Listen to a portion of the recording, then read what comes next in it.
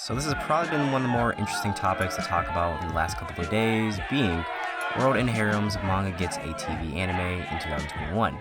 So that's going to be the quick anime update for today. Shueisha announced on Tuesday that Kotaro, Shono's World in Harem science fiction manga is inspiring a television anime that will be premiering in 2021. Shono posted an illustration to celebrate the news.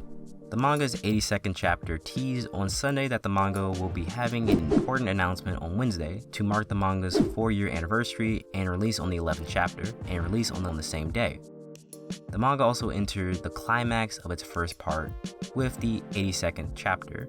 The manga launched in May 2016 on Shueisha's Shonen Jump website and app. Seven Seas Ghost Ship imprinted its releasing the manga in English, and it describes the story as this. The man-killer virus, a lethal disease that has eradicated 99.9% of the world's male population. Mizuhara Ryoto has been cryogenically sleeping for the past 5 years, leaving behind Tachibana Arisa, the girl of his dreams. When Ryoto awakens from his deep freeze, he merges with a sex-crazed new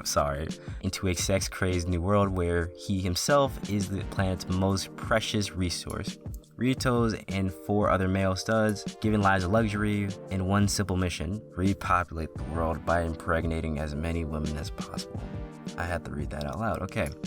All Ryoto wants to do, however, is find his beloved Arisa, who went missing 3 years ago. Can Ryoto resist the temptation and find his one true love? Ghost Ship released the 8th volume on March 31st.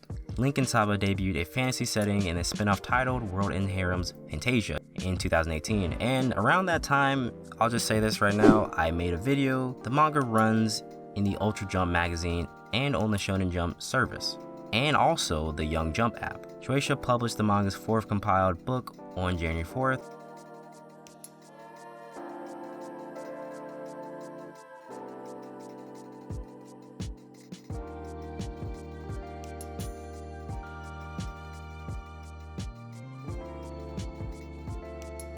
So with that being said, which one does this one kind of fall under? Why is this one interesting and different from the crowd?